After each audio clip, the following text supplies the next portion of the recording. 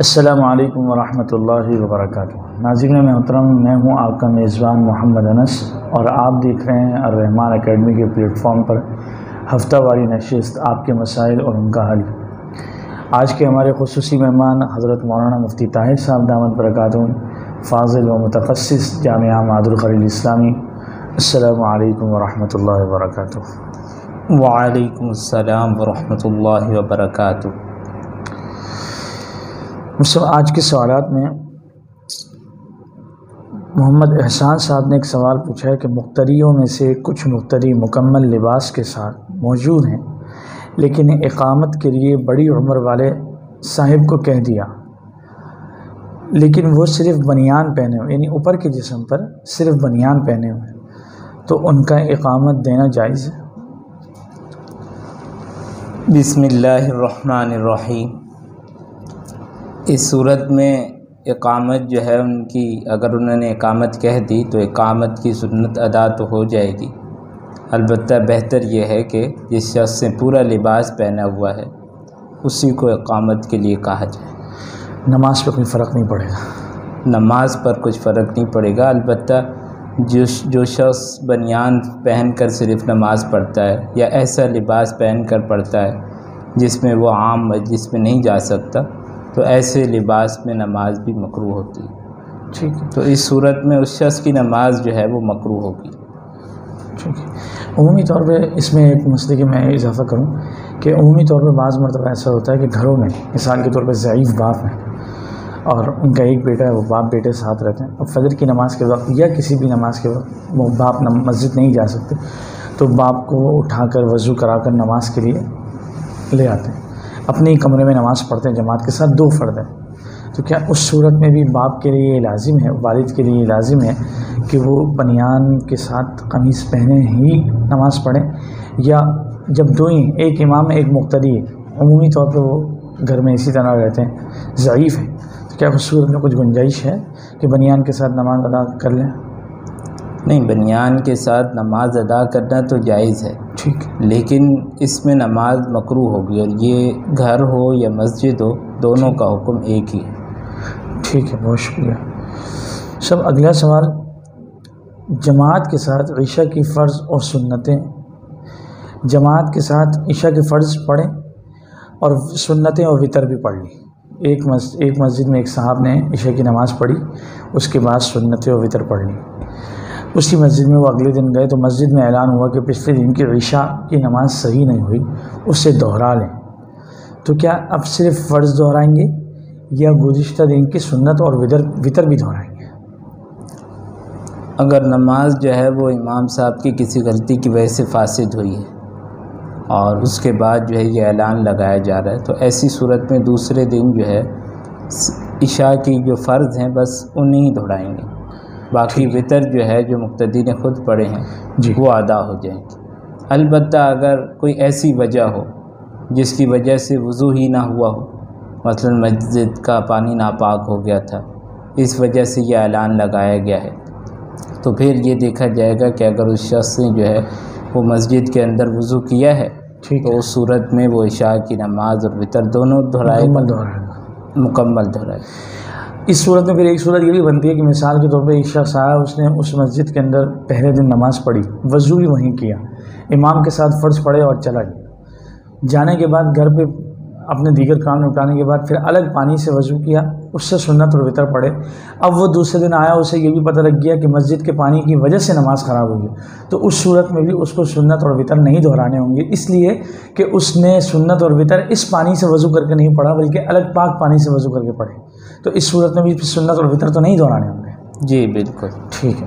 البتہ سنت کا حکم یہ ہے کہ اگر جو ہے وہ وقت کے اندر اس کو پتہ چل جاتا ہے جی کہ مجھے نماز دہرانی ہے، تو اس صورت میں تو وہ سنتیں بھی پڑھے فرض کے بعد، جی، اور اگر جو ہے وقت گزر گیا، عشاء کا وقت ختم ہو گیا، تو پھر صرف فرضوں کی قضا ہے۔ بہت شکریہ۔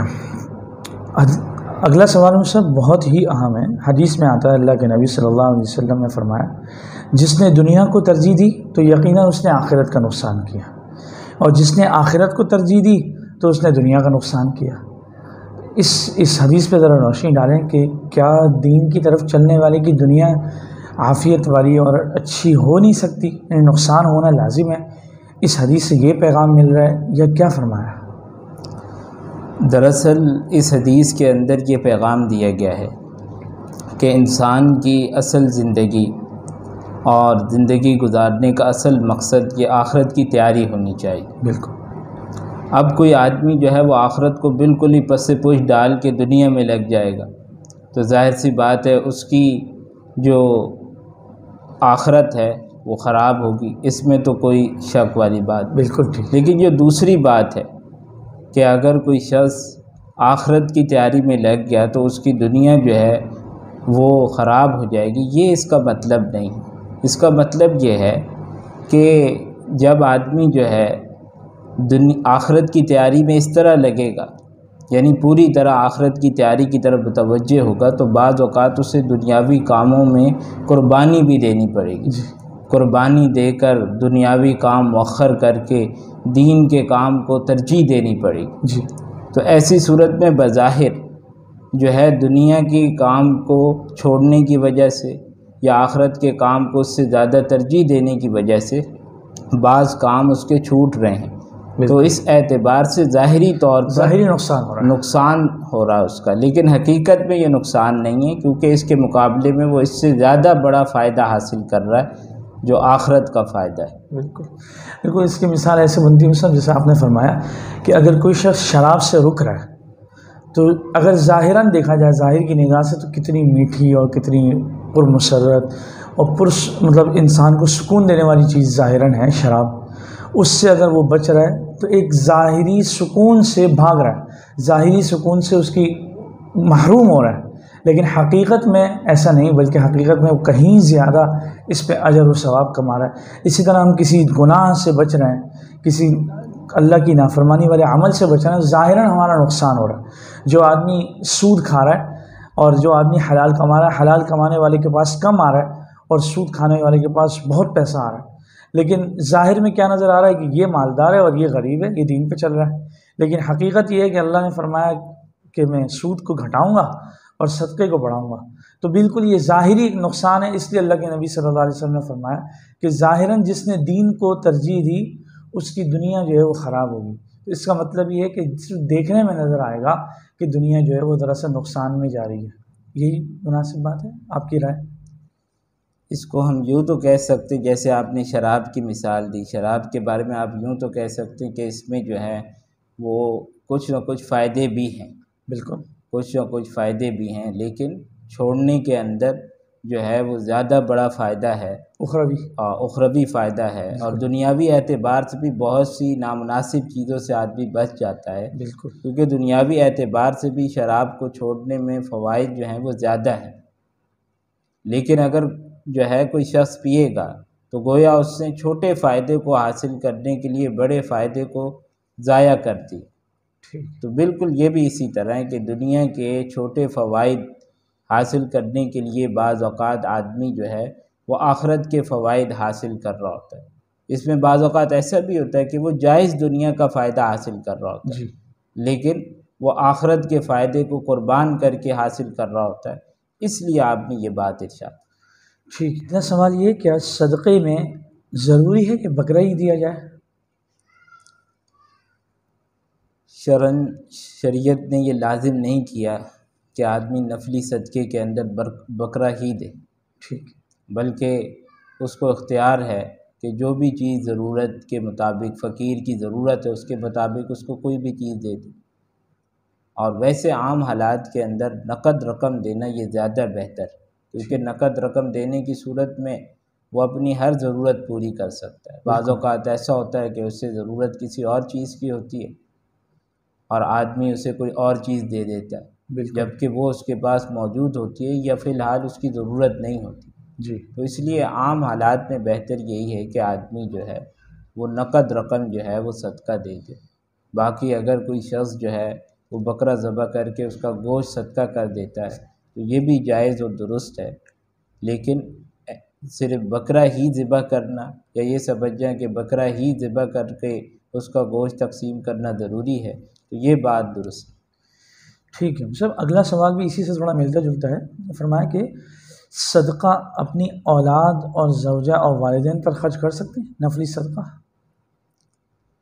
نفلی صدقہ جو ہے آدمی اپنی اولاد، والدین، اسی طریقے سے جو ہے کسی امیر آدمی پر بھی خرچ کر سکتا ہے. اچھا. اس کے اندر شریعت نے یہ پابندی نہیں لگائی کہ آدمی جو ہے نفلی صدقہ جو ہے وہ صرف مستحق زکوٰۃ کو ہی دے یا وہ اپنے رشتہ داروں کو نہ دے. البتہ اگر جو ہے والدین، اسی طریقے سے بیوی، اولاد، ان کو ضرورت نہیں ہے، یعنی وہ خود مثال کے طور پہ مالدار ہیں جی. اور ان کو اس کی ضرورت نہیں ہے، تو ایسی صورت میں بہتر یہ ہے کہ کسی غریب محتاج کو دے جو اس کا زیادہ ضرورت مند ہے، یہ بہتر. اسی طریقے سے جو آدمی اپنی اولاد اور والدین پر خرچ کرتا ہے، شرعاً یہ بھی صدقے ہی کی ایک قسم، اس کو بھی صدقہ قرار دیا گیا ہے کہ جو آدمی جو ہے اپنی اولاد اور بیوی اور اسی طریقے سے والدین پر خرچ کرتا ہے. اصل میں بعض مرتبہ ایسا ہوتا ہے سب کہ بہت سارے لوگ کہیں پہ انہوں نے جاب کی درخواست دی، جاب کی درخواست قبول ہو گئی، یا کوئی گھر میں خوشی آ گئی، تو خوشی میں انسان اپنے گھر والے والدین بیوی بچوں کو کچھ ایکسٹرا چیز لا کے کھلا دی، کوئی سوٹ ہدیہ کر دیا، تو کیا یہ تو ہدیہ ہے اور دعوت ہے، اس میں بھی کوئی حرج نہیں. اگر صدقے کی نیت انسان کر لے تو کوئی مذائقہ تو نہیں؟ مطلب اس طور پہ نیت کر لے کہ بطور نفلی صدقے کہ میں یہ کھلا رہا ہوں تو اس میں کوئی حرج نہیں. نفلی صدقے کی نیت سے کھلا سکتا ہے. البتہ اگر اس میں وہ خود بھی کھانے کے اندر شامل ہوتا ہے جی، تو ایسی صورت میں جتنا اس سے خود کھایا ہے وہ صدقہ شمار نہیں ہوگا، اس کو الگ سے کرنا پڑا. نہیں، الگ سے کرنا بھی ضروری نہیں ہے نا کہ اس نے کوئی مقدار تو نہیں باندھی ہوئی، بس جتنا بھی ہو گیا، مطلب اس صورت میں وہ صدقہ شمار ہوگا دوسروں نے کھایا، جو دوسروں نے استعمال کیا یا کھایا یا ان کے پاس پہنچا ہے. بہت اچھا. سر ایک سوال اور ہے کہ یہ جو کہا جاتا ہے عمومی طور پر مشہور ہے کہ صدقے کے بکرے کا گوشت اپنے اوپر حرام، یعنی اگر میں صدقہ کر رہا ہوں، میں ایک بکرا لیتا ہوں، ذبح کرتا ہوں، تو اس میں سے کچھ گوشت اگر میں اپنے گھر والے یا اپنے گھر میں پکا لوں تو عموماً مشہور ہے کہ یہ حرام ہے. اس طرح یہ کیا ہے، یہ بات ٹھیک ہے؟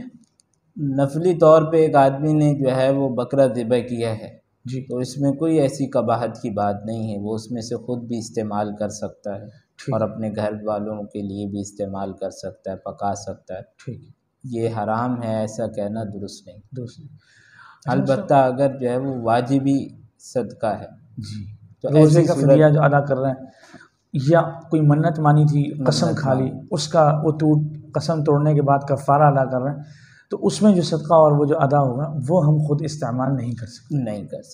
وہ بیوی بچوں پر بھی استعمال نہیں کیا جا سکتا، اسی طرح والدین پر بھی نہیں کیا جا سکتا. البتہ دیگر رشتہ دار اگر مستحق زکوٰۃ ہیں جی تو انہیں صرف دے سکتے. بہت اچھا، بہت شکریہ ناظرین محترم، آپ ہمارے ساتھ شریک رہے. انشاءاللہ آپ سے آئندہ اتوار ملاقات ہوگی. السلام علیکم ورحمۃ اللہ وبرکاتہ.